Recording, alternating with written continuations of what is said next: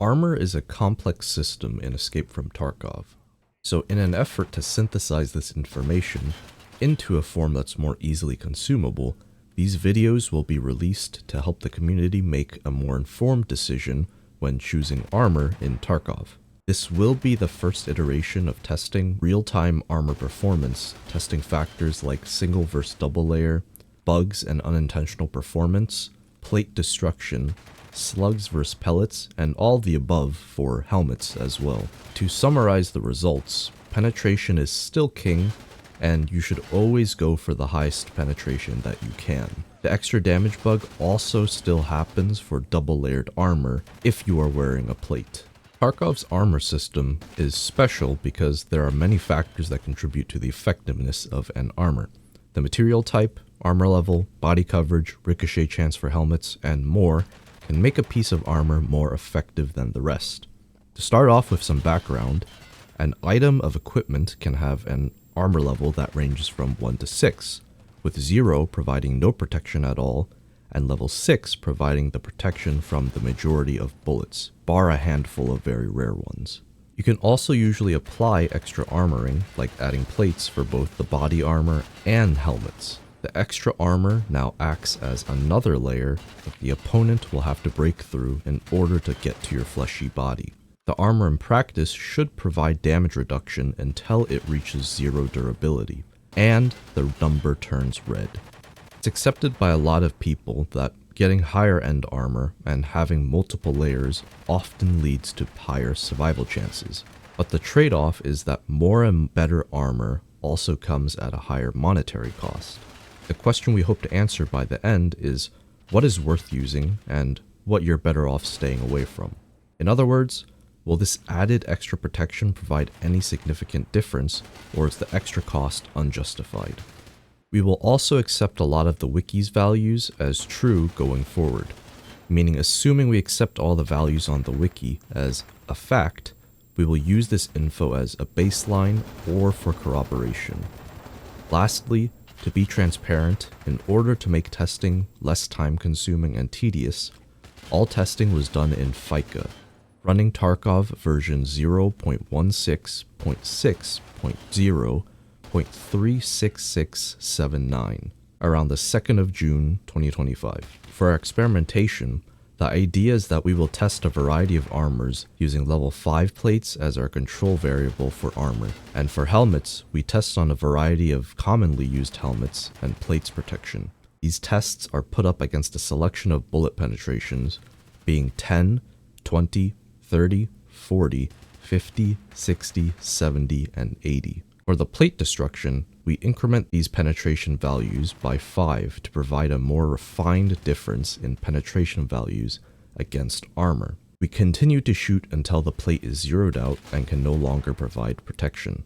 The second part of the experiment will be testing how different single layer and double layer armor perform compared to each other. As a disclaimer, there will also be some situations where usually higher penetration values had no bullets available at the exact multiple of 10. So in that situation, we chose a round with a value that's close enough. For example, instead of 25 penetration, we choose something that has 26 penetration.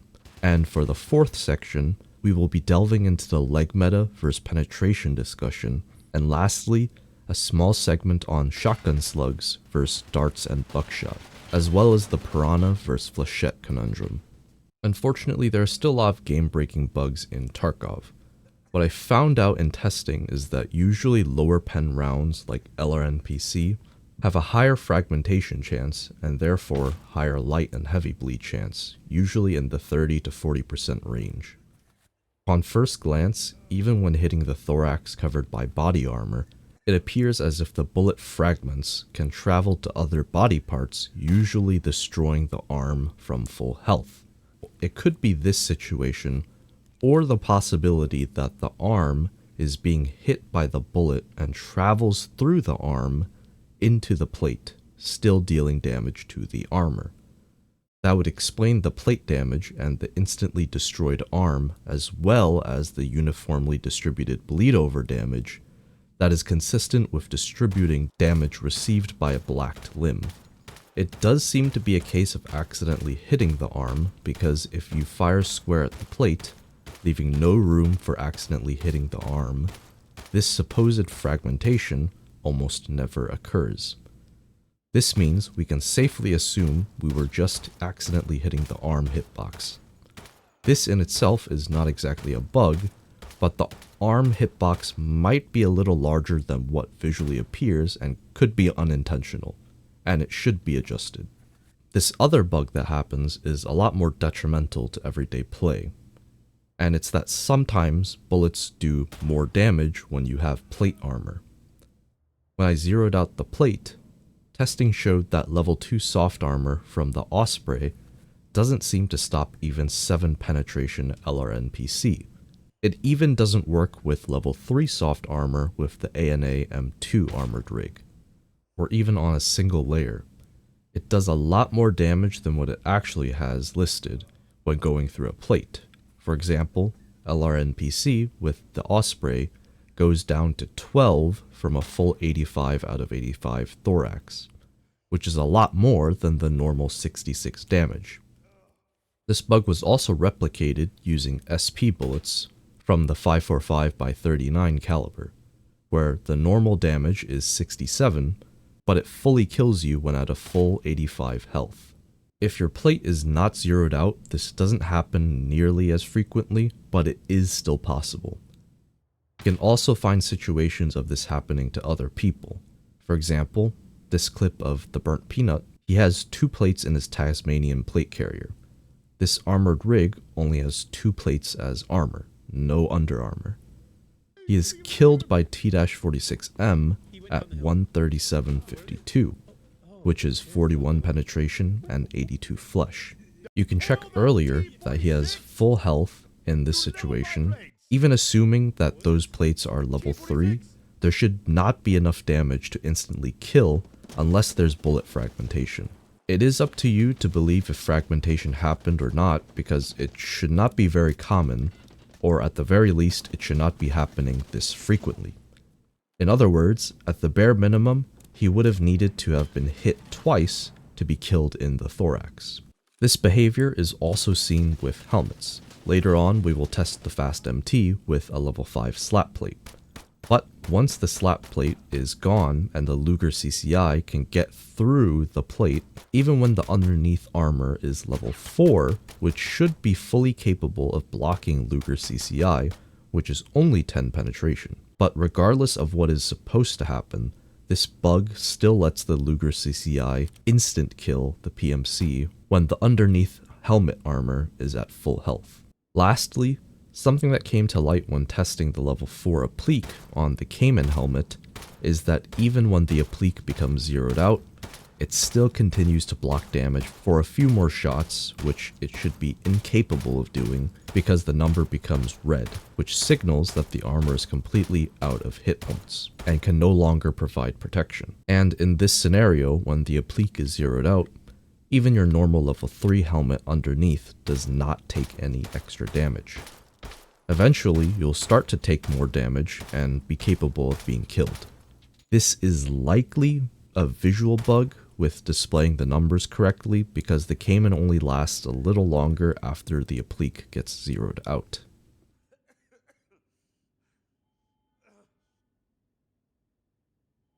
Now moving on to our first experiment.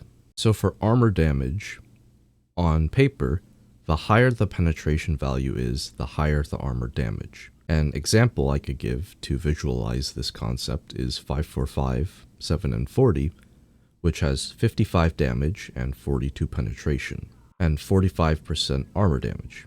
And 545 BS has 45 damage, 54 penetration, and 57% armor damage, according to the wiki. I'm not sure how this percentage was obtained or what exactly the percentage is calculated from, but based off of these percentages, we would expect that the BS would do less armor damage because it can easily penetrate level 5 armor, and it has a lot less damage at 45 compared to 55. But to make it more simple, in practice, against a level 5 Talcom plate, 7 and 40 chips off 6 and 5 points per shot, whereas the BS can chip off up to 9 points per shot. So if you have it available, always use higher penetration ammo, because it can not only penetrate more easily and deliver more flesh damage per shot, but it can also destroy the armor more quickly, as well as rendering their armor useless faster. And to make a long story short, this pattern happens with helmets too. Now for how many shots that it actually takes to destroy a level 5 plate, here are the results. For our sub 10 penetration round, we chose 762x25 LRNPC at 66 flesh and 7 penetration. It took approximately 55 shots to zero out the plate and render it useless. For our 10 penetration round, we chose 9x19 Luger CCI at 70 flesh and 10 penetration. It's effectively the same as LRNPC, taking around 55 shots. For our sub 20 penetration round, we have 545 SP at 67 flesh and 15 penetration. And the result is that there was barely any change, taking around 53 shots. For our 20 penetration round, we have 545 T ammo at 59 flesh and 20 penetration. There is a massive difference, dropping to around 36 shots needed to destroy the level 5 plate. Our sub 30 penetration round is 762x39 FMJ at 63 flesh and 26 penetration. There's a small improvement over 20 penetration, taking around 30 shots. Our 30 penetration ammo is 762x39 T-45M at 65 flesh and 30 penetration. This is another massive improvement, dropping from 30 shots to 20 shots to destroy the plate. For our sub 40 penetration, we have 762x39 PS at 61 flesh and 35 penetration. There is a smaller improvement, taking 16 shots to destroy the plate compared to 20.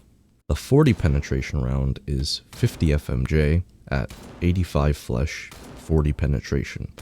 This also has a smaller improvement, going to 13 bullets. For sub 50 pen, we have 545 BP at 48 flesh and 45 penetration. This is an even smaller improvement, going to 12 from 13. For our 50 penetration ammo, this one was a little bit off because we had to go for 4.6x30 AP SX, which is 53 penetration and 35 flesh. This has a pretty decent improvement, especially at this high level, dropping to 8 bullets to destroy the plate. For our sub 60 penetration round, we use 762x51, M61 at 75 flesh and 55 pen. At this level, it's also a pretty big improvement, going to 5 bullets from 8. And for 60 penetration, we have 762x51 M80A1 at 73 flesh and 60 penetration. There was no change observed, staying at 5 bullets to destroy the level 5 plate. The next 2 bullets, the sub 70 and the 70 penetration rounds, are 762x51 M993 and 762x54 BS, having 70 flesh and 65 pen, and 72 flesh and 70 pen respectively. These both need 4 bullets to destroy the armor. There's no sub 80 pen ammo that's close to the same criteria that we've been using so far, so we skip this and move to 338 AP. This has 79 penetration and 115 flesh. This is also the last massive improvement, dropping from 4 to only needing 1 shot to destroy the plate, and also instantly killing the PMC. To summarize, there are a handful of times where the improvement is significant. The first is 20 penetration, going from 55 to 36 shots. The next is 30 penetration, going from 30 to 20 shots. Then 40 penetration, going from 16 to 13. And then 50 penetration, going from 12 to 8. 55 penetration, going from 8 to 5. And 80 penetration, going from 4 to 1. In other words, if you're choosing some ammo to bring, you might want to consider ammo at these penetration values, because there's a strong correlation between less bullets needing to destroy the plate and less bullets needing to kill an opponent. For our 1 vs 2 layer armor testing, we decided to test level 5 plates on the ANA M2, which has level 3 soft underarmor, the Osprey for our level 2 soft underarmor, and the Tasmanian for no soft underarmor, and being our single layered armor. For this testing, we only test 10 penetration, 20, 30, 40, 50, 60, 70, and 80. We do this because we are only testing to see if the double layer actually provides significantly more protection compared to the single layer.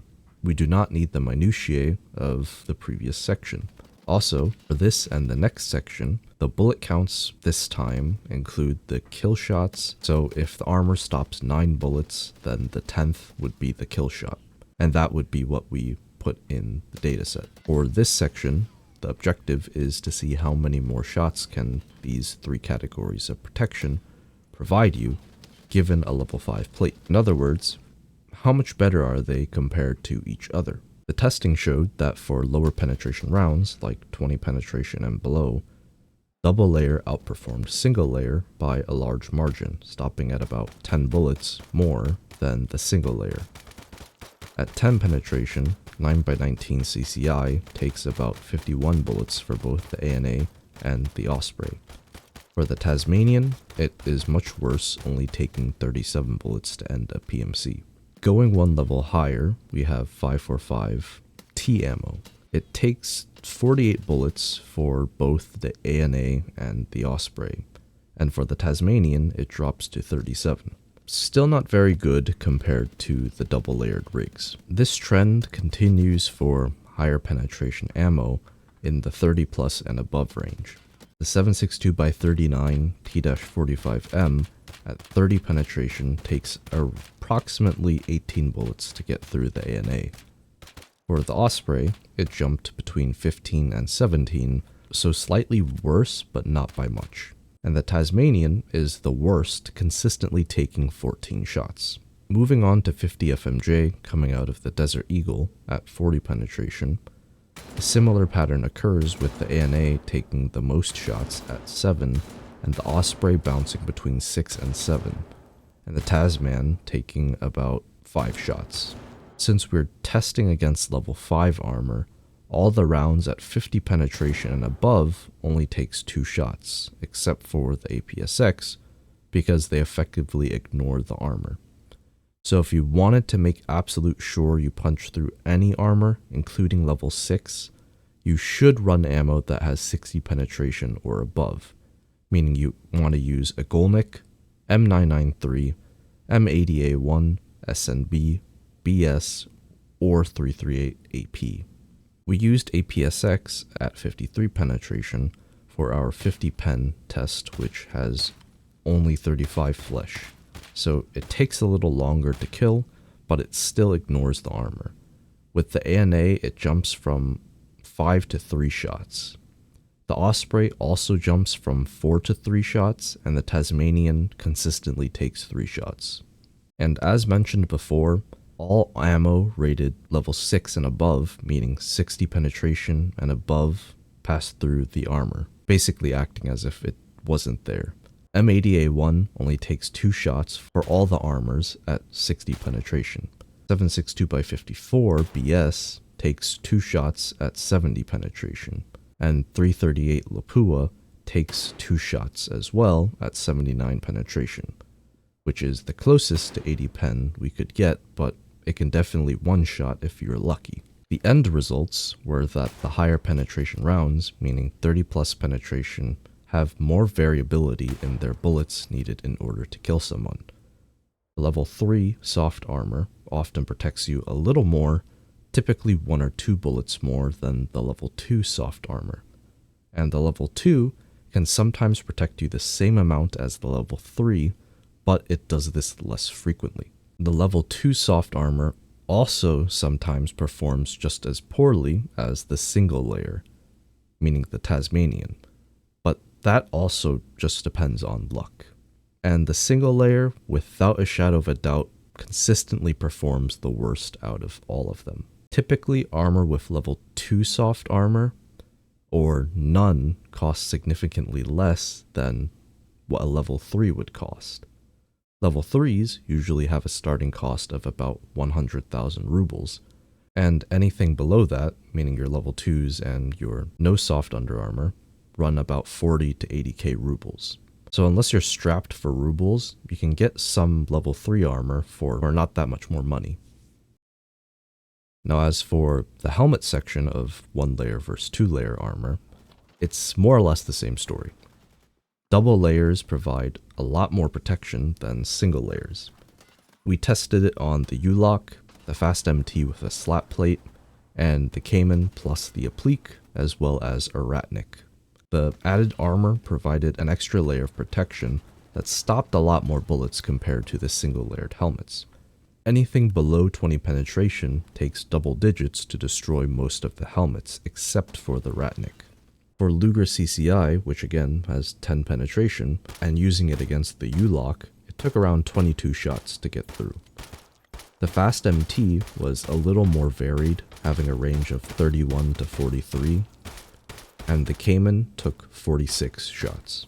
The reason why the Cayman took more damage compared to the slap plate with the Fast MT, despite being lower armor level, is because the Applique has an additional 10 hit points over the slap. So because the penetration is so low on the CCI, the extra hit points actually give it a little bit of an edge in this situation. But looking at this realistically, most people aren't going to be running such low penetration ammo anyways, so you won't really have a chance to benefit from this kind of scenario. And also lastly, the Ratnik only takes 6 shots for the Luger CCI to penetrate, which is the lowest by far. Using 20 penetration ammo, the 545T, the Ratnik stops only 3 shots. This still gives you a chance to react to getting headshot unless you get hit 3 times consecutively in the head. It's still cutting it really close, meaning there's a very high probability you can still be one-tapped. And also the Ratnik only protects from really low penetration ammo. The Cayman performs a little worse, ranging from 26 to 31 shots, and the Fast MT has a consistent 28 shots. So up to the 20 penetration level, all of these helmets can at least give you a chance to respond after getting headshot. But moving on to 30 penetration, we use the T-45M from the 7.62x39 caliber. This is really where the ball starts to get dropped. The U-Lock was able to be one-tapped at full durability, taking our possible penetration range from 1 to 4 for the U-Lock. Fast MT is still really good, giving us a range of 12 to 15. The Cayman also varied quite a bit, offering a range of 3 to 9 shots, and the Ratnik fails miserably, failing to stop even a single bullet. And when moving on to 40 penetration, with the 50 FMJ, the only helmets that offer any resistance is the Cayman and the Fast MT. The Cayman stops around 3 bullets, and the Fast MT stops around 4. And just to push the test a little further, we test against APSX, which has 53 penetration. Even with the level 4 Fast MT with a level 5 slap plate, it still gets one-tapped. And just to see if the Cayman is any different, it also gets one-tapped. We can safely infer that any values beyond this point will result in an instant death as well. I would have done the test on the Diamond Age Bastion with a level 6 plate, but I was unable to get my hands on one for this experiment. If I were to make a good guess, this would likely stop a good amount of the bullets up until 60 penetration, because it is double layered and is a level 6. And just a little bonus, I did some testing with the Alton to see if the face shields are working properly, and the testing shows that, yeah, the face shields work normally. It stops bullets that it's supposed to stop, gets penetrated by what you would expect it to be. To summarize, always go for double layering, even at the risk of encountering an instant kill bug, because to be honest, anything that gets through the plate or the helmet will do enough damage to kill you anyways. You really should not consider any helmets below level 4 unless it's an aesthetic choice. Anything else is just a waste of money or a massive gamble on whether or not your opponent will have ammo that will not penetrate your helmet. So moving on to the topic of leg meta and penetration. This topic is a little more difficult to experiment on because it depends on what ammo you can get your hands on. Therefore, this test will be mostly just theoretical talking. If we were to go for the absolute best in each category, for flesh damage, we would be using something like Magnum Buckshot, which has 8 balls, each doing 50 damage, which is a theoretical 400 per shell. So needing about 2 shells to kill somebody. But realistically, most likely you're going to need 3 shells, because not all the pellets will hit, and the 0.7 damage reduction from blacked limbs. Compared that with the absolute best penetration round like M80A1 at 60 penetration, shoot anyone twice in the thorax, you will kill them regardless of their armor. So when comparing the bests on each side, high penetration wins. Now if we go for a more middle or average range rounds for each category, we can go with 45 RIP and 7 and 40. I chose these two because 45 RIP will typically come out of a vector, so a fast fire rate and high damage. Whereas the 7 and 40 comes out of a slower AK-74, but we can give it a little chance, giving it a higher penetration and decent damage. A rough calculation of how many shots are needed to kill with the 45 RIP is 4 or 5 considering the blacked limb reduction.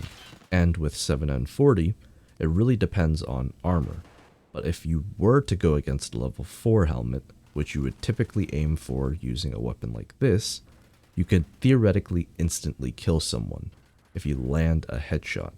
So penetration wins again. This assessment is fair because considering you always have a line of sight on someone's head, this is always a valid choice.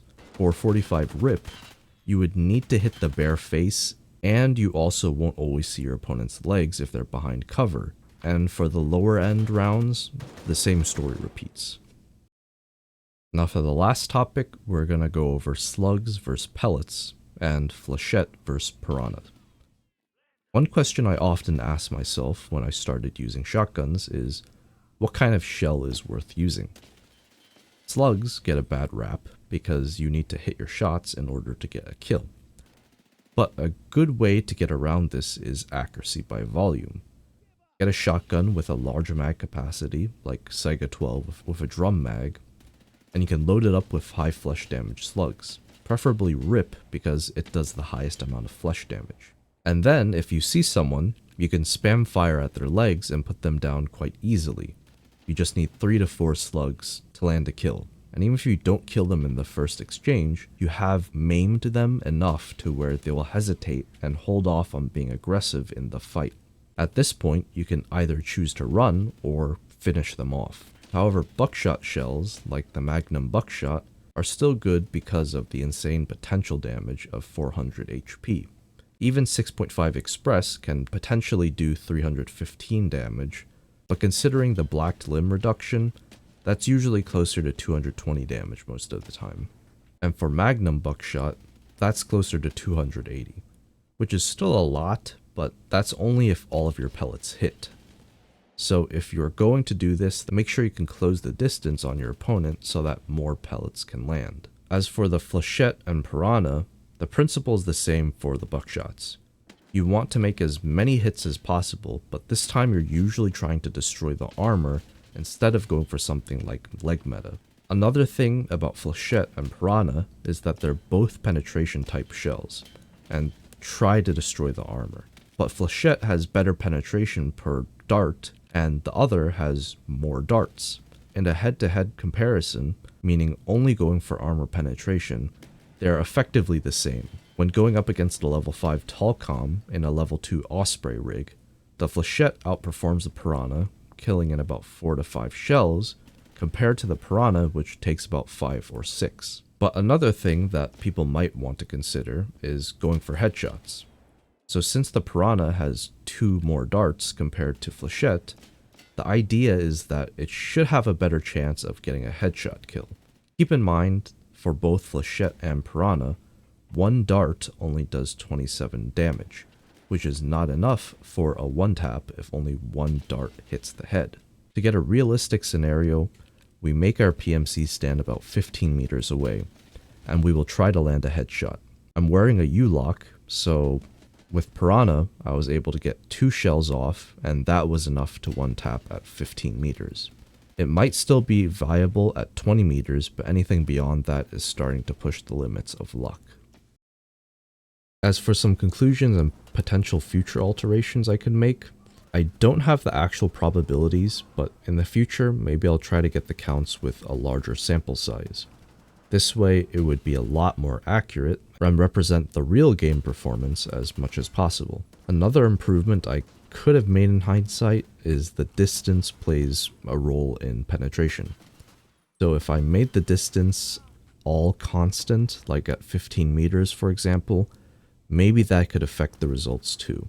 Hopefully when this video gets remade and done again, BSG fixes the plate freaking out and killing you, and also hopefully the armor will perform as it should. But for now, preparing for the present is the best that we can do. In future iterations, I would also like to add extra test scenarios for armors, like testing which heavy helmets are somewhat viable, because it's fun to use heavy armor, but what would be the best way to do this without breaking the bank, for example?